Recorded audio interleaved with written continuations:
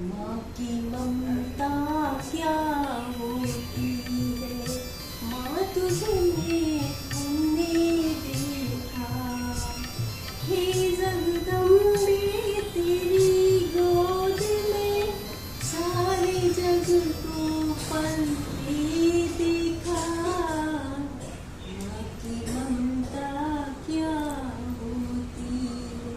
ओम शांति।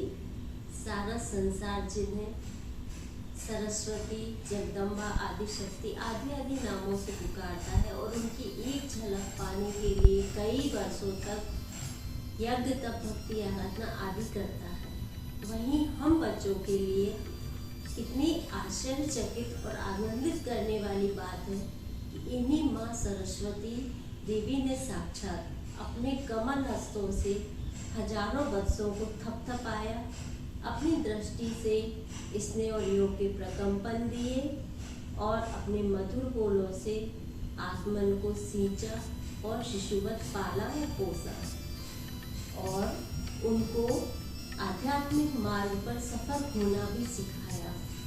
ऐसी ज्ञानदायिनी वीणा वादनी माँ देवी सरस्वती की विचित्र किंतु जीवंत चरित्र को हम सभी अपने मन बुद्धि से चित्रांकित करते हैं। या कुंदेन्दु तुषार हार धवला, या शुभ्रवस्त्रावृता, या वीणा वरदंड मंडित करा, या श्वेत पद्मासना। वे ज्ञान, योग, धारणा और पवित्रता की साक्षात देवी थी। वे स्मृति धरती शिव पिता के एक एक महावाक्य का अनेक राज खोल देने वाली राजयुक्त थी। जागृत पक्षी के समान ज्ञान सागर की एक एक बूंद को के ज्ञान की अनुरागी थी। ईश्वरीय ज्ञान कक्षा के हर एक बच्चे के मुखमंडल के अलावा सारे संसार की हर दृश्य से उपराम थी। एक ऐसी दिव्य परी थी जिनके तन से अनेक ज्ञान की रश्मियां प्रवाहित होती थी और मन हमेशा अर्श निवासी शिव पिता की या मधुर स्मृतियों में समाया हुआ रहता था। उनकी करुणामयी दृष्टि एक ऐसी जादू की छड़ी थी जो जिस पर पड़ जाती थी उसे भी योग के पंख पर बिठाकर अर्श तक ले जाती थी। वे प्रेम और ममता की देवी होने के साथ साथ न्यारी व प्यारी थी। वे जब धरती पर चलती थी तो प्रकृति का कण कण उनकी चरण रज लेने के लिए आतुर रहता था। करके गुण, ज्ञान व शक्तियों से वे एक सजी हुई प्रथम नारी रत्न थी। त्रिलोकज्ञ प्रभु का वंदे मातरम का नारा उन्हीं के लिए अभिनंदित था। वे ही आदि योगिनी और आदि तपस्विनी थी। खंड भारत की शांति प्रभु की पहचान थी और दिव्य गुणों की खान थी। हरे ज्ञान सुता और ज्ञान सुत के लिए मंजिल और ठाव थी।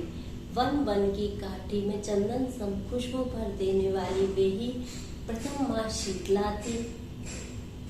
योग अग्नि में तपाकर संस्कारों को ज्वल कर देने वाली माँ ज्वाला देवी थी और ज्ञान की लोरी से दिव्य पोषण करने वाली माँ संतोषी व माँ अन्नपूर्णा थी। जैसे निराकार शिव परमात्मा को पहचानने के लिए दिव्य बुद्धि और दिव्य दृष्टि की आवश्यकता होती है, ठीक उसी तरह इस संसार को पुनः संस्कारित करने के लिए साकार पिता श्री ब्रह्मा बाबा और मातेश्वरी जगदम्बा को पहचानने के लिए भी दिव्य बुद्धि की आवश्यकता होती है। कैसी थी वो भीनी भीनी मुस्कुराहट जिसे स्वयं शिव और ब्रह्मा ने अपने ज्ञान के रंग से चित्रांकित किया हो। कैसे थे वो निर्मल नयन जिनसे योग और तपस्या के प्रकाश की रश्मियां जिस पर भी पड़ती थी उसके जन्म जन्म की तपन, थकान और अज्ञानता समाप्त हो जाती थी। कैसा था उनका वो दिव्य व्यक्तित्व जिसमें वो सदैव अहिंसक सेनापति की सेनापति नजर आती थी। वो उनकी चाल और ढाल, जिसमें योग और राज का ऐसा समन्वय समाया हुआ था, जो उसे और भी दिव्य, भव्य और सुसभ्य बना देता था। कैसी सुगंध थी उनके व्यवहार में और कैसी महक थी उनके कर्मों में। हम सभी बच्चों के लिए पद्मा पदम सौभाग्य की बात है कि हम ब्रह्मा कुमार ब्रह्मा कुमारी होने के साथ साथ सरस्वती पुत्र व सरस्वती पुत्री भी है। जमीन आसमान सूक्ष्म दिव्य नाद करते थे जब वो धरती पर चलती थी, और चंदा भी देर से जाता था जब वो रात भर शिव पिता की यादों में खोई रहती थी। वे ही तो पार्वती थी जिन्होंने पर्वतों पर तपस्या की, और वे ही गौरी थी हिमराज की यह पुत्री। गुण ज्ञान गुणों से अत्यंत सुंदर थी। भारत व भारत की नारी की वे शान थी, और इन्हें ही यज्ञ के सभी बच्चों को संभालने के लिए यज्ञ माता नियुक्त किया था, तथा वे ही प्रजापिता ब्रह्मा के समकक्ष ज्ञान वीणा वादन करने की अधिकारी थी। जैसे हम सबको जन्म देने वाले हमारे लौकिक माता पिता हैं, ठीक उसी प्रकार आत्मा के नाते हम सभी की माता पिता निराकार शिव परम पिता परमात्मा है, जो लौकिक माता पिताओं के भी माता पिता है। परंतु पूरे सृष्टि चक्र के 5,000 वर्ष में कल्प के अंत में हमें ये अलौकिक माँ मिलती है, और वह भी बहुत थोड़े से समय के। जैसे हम सबको जन्म देने वाले हम सभी के लौकिक माता पिता है, और आत्मा के नाते निराकार शिव परमात्मा जो सभी लौकिक माता पिताओं के भी माता पिता है। परंतु सृष्टि चक्र के पूरे 5,000 वर्ष के कल्प के अंत में हमको यह अलौकिक माँ एक ही बार मिलती है, और वह भी बहुत थोड़े से समय के लिए। इनका कर्तव्यवाचक नाम है शिववंशी ब्रह्मा कुमारी आदि देवी जगदम्बा सरस्वती। इनका यह कर्तव्य कलयुग के अंत और सतयुग की आदि के संगम पर होता है, इसीलिए सरस्वती नदी को संगम पर यादगार के रूप में दिखाया गया है।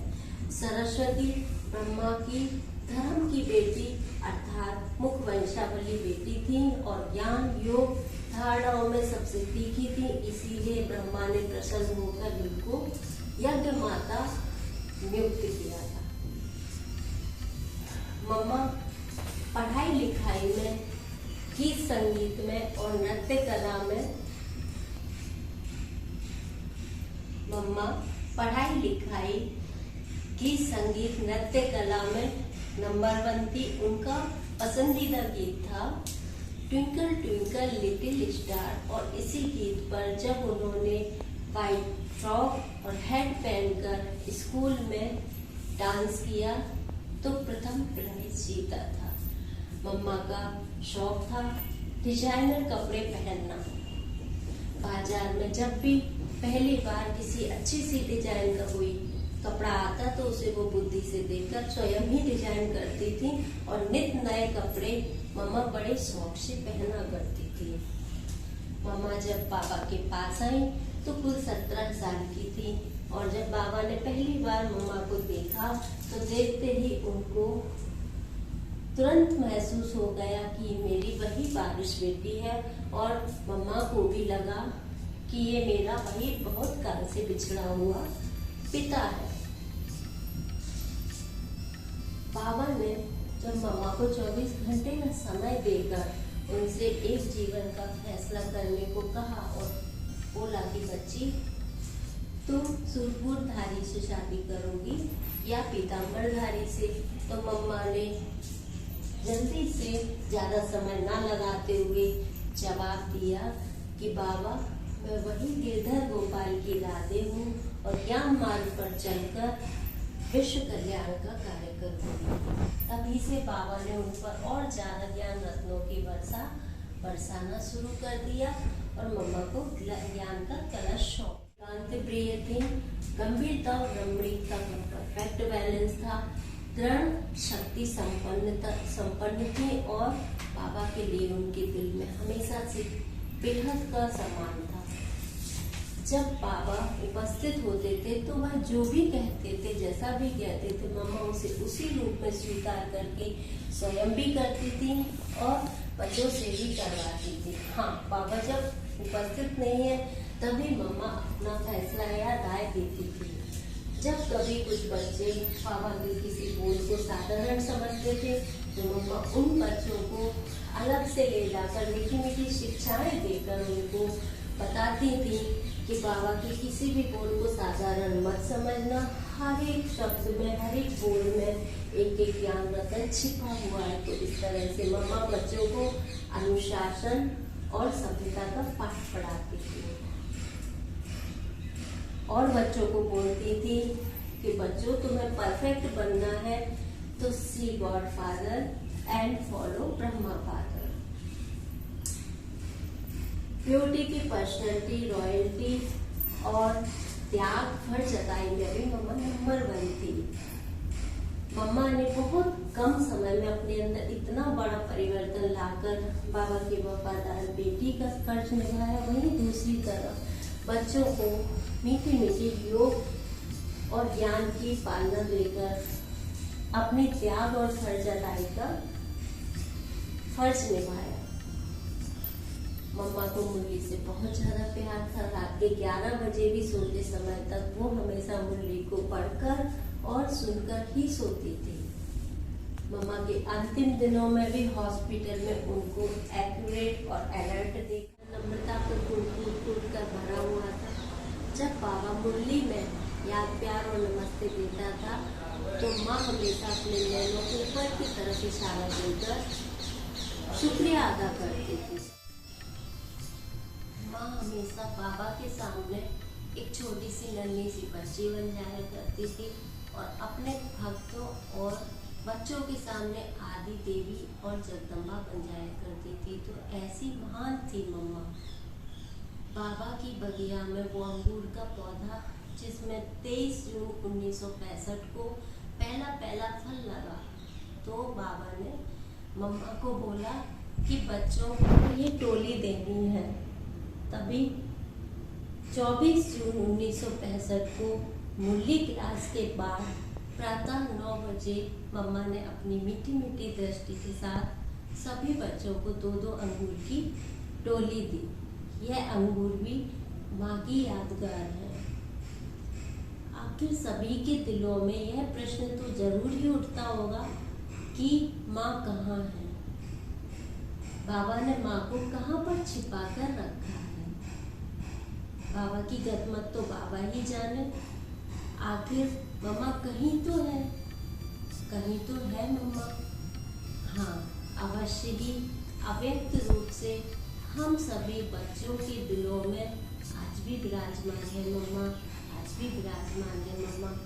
ओम शांति।